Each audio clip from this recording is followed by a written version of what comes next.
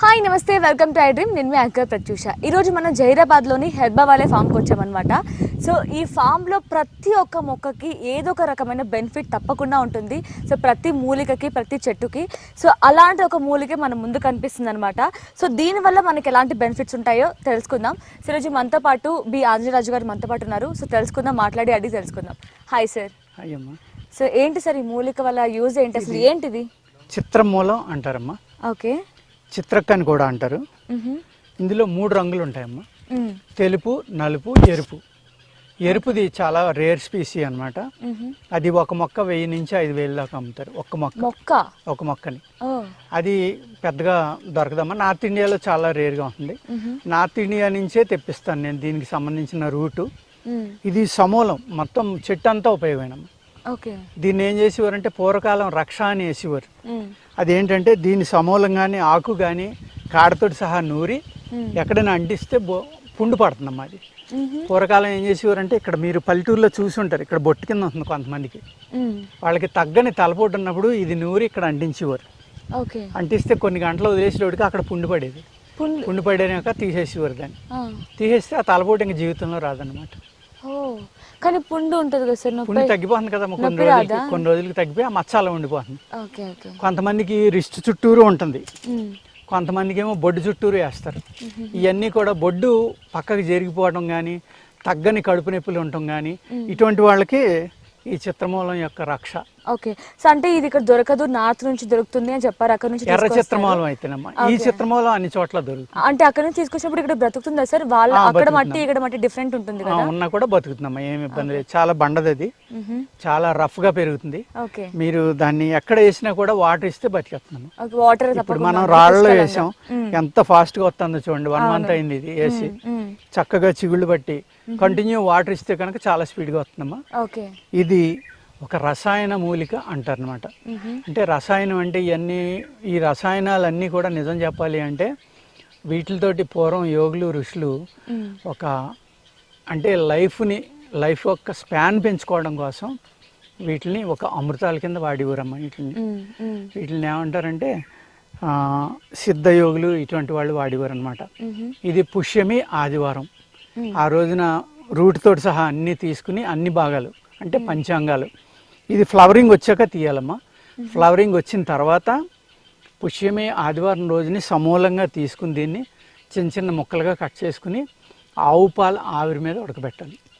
ఇంత ప్రాసెస్ ఉంటుంది. ఆవు పాలు ఆవిరి మీద ఉడకబెడితే శుద్ధి అయిపోతుందమ్మా. ఇది లేకపోతే చాలా వేడి అనమాట, విపరీతమైన వేడిది. ఆ వేడి కొంచెం తగ్గమ్మా సాత్వికంగా పనిచేస్తుంది. ఈ సమూల చూర్ణం యొక్క పౌడర్ కనుక డైలీ ఉదయం సాయంత్రం వాళ్ళు శాస్త్రంలో రాసింది ఏంటంటే 1 తులం నుంచి 1.5 తులం తినొచ్చని. ఇప్పుడున్న జనరేషన్లో అయితే 1/2 తులం తిన్నా తట్టుకోలేరమ్మా, విపరీతమైన వేడి అనమాట. ఇది కాయకల్ప చికిత్స అంటారు. కాయకల్ప చికిత్స అంటే మనిషికి 100 ఏళ్ళు బతికే బదులు 200-300 సంవత్సరాలు బతికించడానికి కావాల్సిన అద్భుతమైన శక్తి ఈ మూలికలో ఉంటుందమ్మా. దీన్ని విషాన్ని చంపుతుంది. వాత వ్యాధుల మీద అద్భుతంగా పనిచేస్తుందమ్మా. వాత వ్యాధులు అంటే ఇప్పుడు మోకాలు నొప్పి ఉంది, మోకాలు నొప్పి ఉన్న వాళ్ళు ఈ ఆకు తీసుకుని ఆముదం అది కలిపి నూరి కొంచెం వేడి చేసి కట్టుకోవాలమ్మా. కట్టుకుంటే మోకాళ్ళు కానీ మోక చేతులు కానీ వేళ్ళు కానీ ఎవరికైతే రొమటాయిడ్ ఆర్థరైటిస్ వల్ల వచ్చిన నొప్పులు కూడా తగ్గుతాయి. దీనికి లోపలికి వెళ్ళిపోతుంది అనమాట. ఇది అలా కట్టుకున్న తర్వాత మంట వస్తే ఇమీడియట్గా తీసేయాలమ్మా. వేడి వచ్చిన వెంటనే తీయలేదనుకోండి పుండు పడిపోతుంది, మోకాలంతా పుండు పడిపోతుంది. అంచేత ఇది వాడేటప్పుడు వైద్యుని యొక్క పర్యవేక్షణలో చాలా జాగ్రత్తగా తెలుసుకుని వాడుకోవాలమ్మా. మనం ఎలా పడితే అలా వాడేస్తే కనుక ఇబ్బందులు ఉంటాయి. మీరు చెప్తూనే అర్థమవుతుంది. అంటే ఏ రోజు తీయాలి, ఏ రోజు కొయ్యాలి, ఎలా కొయ్యాలి, దాన్ని ఎలా ఔషధంగా మార్చాలి అనేది కూడా చాలా ప్రాసెస్ ఉంది ఇందులో. బట్ చూడడానికి ఆయుర్వేదం మొక్కే కదా, చెట్టు మొత్తం పనికొస్తుంది అంటున్నారు. సో డైరెక్ట్ గా ఆకులు తినేద్దాం అని కూడా అనుకుంటూ ఉంటారు. సో నాకు ఇంకొచ్చిన డౌట్ ఏంటంటే ఇది వాడుతున్నప్పుడు చాలా హీట్ వస్తుంది అని చెప్తున్నారు. సో అది పుండు కింద కూడా కన్వర్ట్ అయ్యే ఛాన్సెస్ కూడా ఉన్నాయని చెప్తున్నారు. సో ఆ టైంలో ఎలాంటి ఫుడ్ ని అవాయిడ్ చేయాలి సార్? అంటే ఇప్పుడు ఈ ఔషధం తీసుకుంటున్నారు, సో పర్టికులర్ గా ఏమైనా ఫుడ్ హ్యాబిట్స్ మార్చుకోవాలా? వేడి చేసి ఆహార పదార్థాలు తీసుకోకూడదమ్మా. అంటే అతిగా కారం, అతిగా ఉప్పు, అతిగా మసాలాలు, ఇటువంటి వేడి చేసే వస్తువులు మానేసి ఎక్కువగా ఆనపకాయ, దోసకాయ, పెసరపప్పు, బీరకాయ ఇలాంటివి తినాలమ్మా.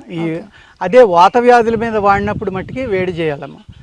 లంగ్స్ ఒకటి, వాత వ్యాధులు, ఈ రెండాటికి మన శరీరం వేడెక్కకపోతే అలా జబ్బే తగ్గదు. అందరూ వేడి చేసింది అనుకుంటారు, తప్పదమ్మా. కొంచెం మజ్జిగది ఎక్కువగా తాగి ఈ మూలికను వాడడం అనేది కంపల్సరీ అనమాట. దీనిని నేను చెప్పిన విధంగా ఆ చూర్ణాన్ని అంటే శాస్త్రంలో రాసింది చెప్తున్నాను కదమ్మా, తులం నుంచి 2 తులాలు తినమన్నాడు. 2 తులాలు కనుక 6 నెలలు తింటే మహాపండితుడు అవుతాడు. అలా చూసిన వెంటనే అంటే 100,000 పేజీలు ఉన్నా సరే ఇలా తిరగేసేస్తే బ్రెయిన్లోకి వెళ్ళిపోతుంది. అంత తెలివితేటలు పెరుగుతాయి అన్నమాట. బ్రెయిన్ కూడా ఇంప్రూవ్ అవుతుంది. అదేవిధంగా అయితే శరీరంలో గడ్డ కట్టిన పదార్థాలు ఉన్నాయో, అంటే బ్లాకేజ్ కిడ్నీలో ఉన్నాయి కానీ, యూరినరీ ట్రాక్లో ఉన్నాయి కానీ, హార్ట్లో ఉన్నాయి కానీ, మన నరాల్లో ఉన్నాయి కానీ, అయితే బ్లాకేజెస్ ఉన్నాయో బ్లాకేజెస్ అని తీయటంలో ఒక అద్భుతమైన మూలికమ్మ. అదేవిధంగా కొలెస్ట్రాల్ తగ్గుతుంది, ఆకలి విపరీతంగా పెరుగుతుంది. అలా అని తినేసినా కానీ వెయిట్ పెరగరమ్మ. వెయిట్ లాస్ కింద కూడా పనిచేస్తుంది. అతి వేడి కదా, అతి వేడి కాబట్టి ఇది మనం బాడీలో ఉన్న సమస్త క్రిముల్ని చంపాలి అంటే ఒకే ఒక్క మూలిక వాడితే సరిపోతుందమ్మా. అదే చిత్రమూలం. ఇందులో ఎర్రది చాలా రేర్గా దొరుకుతుందమ్మా. ఎర్రది కనుక మనం సంపాదించి చేసుకుని నేను చెప్పిన రీతిలో ఒక రసాయనంగా కనుక దీన్ని వాడుకోవాలంటే ఇవాళ మనుషులకు ఉన్న శక్తిని బట్టి ఒక 1/2 గ్రామ్ నుంచి 1.5 గ్రామ్ నుంచి వాడక్కర్లేదమ్మా. 2 పూట్ల కనుక వాడుకుంటే సమస్త వ్యాధుల్ని నిర్మూలించగలిగే అద్భుతమైన గుణం ఈ చిత్రమూలంలో ఉంది. ఈ చిత్రమూలంలో కూడా ఎర్ర చిత్రమూలం అయితే అద్భుతం అమ్మా.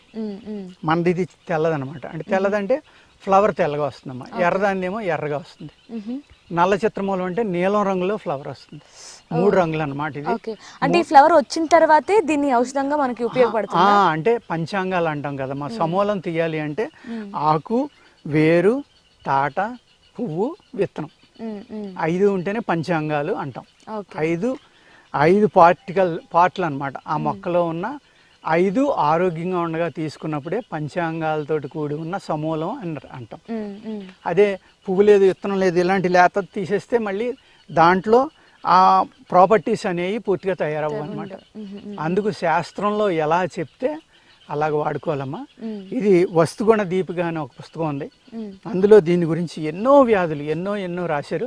అది ఒకసారి చదివి మన ప్రేక్షకులకు వినిపిందామమ్మా. చిత్రమూలం, దీన్ని చిత్రక్ అంటారమ్మా. దహన అంటారు, వహిని మూల అంటారు. వహిని అంటే అగ్ని, అంటే అంత వేడి అనమాట. నిప్పు పేరులోనే ఉంది అంత. దాని వేరు అంత తెలుపు, ఎరుపు, నలుపు 3 రకాలు ఉంటాయి. ఈ 3లో ఎరుపు పూలు గలది శ్రేష్టం. అదే చెప్పాను కదమ్మా నేను. దీని యొక్క రసం సమూలం అన్నమాట, లేక కషాయం, చూర్ణము, జ్వరములు, సర్వవాతాలు అంటే 84 వాతాల మీద కూడా ఇది పనిచేస్తుంది. ద్వంద్వ రోగములు అంటే 2-3 రకాలు కలిపి ఉన్న జబ్బులు కూడా తగ్గుతాయి. కడుపులో బల్లలు అంటే మన స్ప్లీన్ గడ్డ కట్టేసి గట్టిపడిపోతుంది కదమ్మా, దాన్ని కడుపులో బల్ల అంటారు. ఆ బల్ల కరిగించడానికి కూడా పనిచేస్తుంది అనమాట. ఉదర రోగాలు, మూల వ్యాధి, పైల్స్ కూడా తగ్గుతాయంట. గ్రహణి, కఫము, వాతనొప్పులు, పక్షవాతం, ఉబ్బురోగం, క్రిమిరోగం, దురద, వ్రణములు, కుష్టు, శ్వాస అంటే టీబీ అమ్మ, సోల నొప్పులు, విషమ జ్వరము అంటే మలేరియా, అజీర్ణ జ్వరము, అగ్నిమాన్యము, పురాణ జ్వరము, ఆకలి పుట్టించును, గర్భస్రావము కలిగించును. అంటే ప్రెగ్నెంట్ లేడీస్ ఇది ఎట్టి పరిస్థితిలో వాడకూడదమ్మా.